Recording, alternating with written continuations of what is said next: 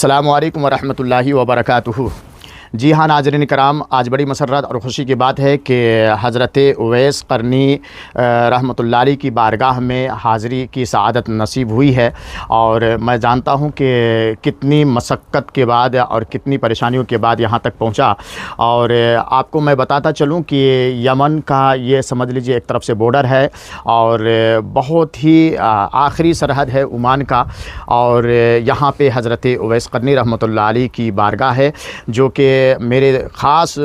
دوست محب من شفیق ہمدم گرامی قدر علی جناب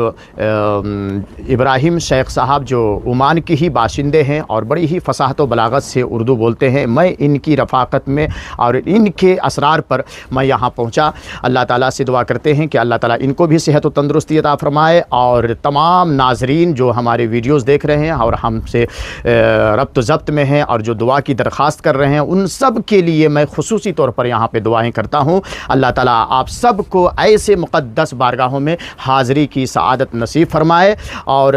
آپ سب کے گھروں میں خوشحالی اور ترقی عطا فرمائے۔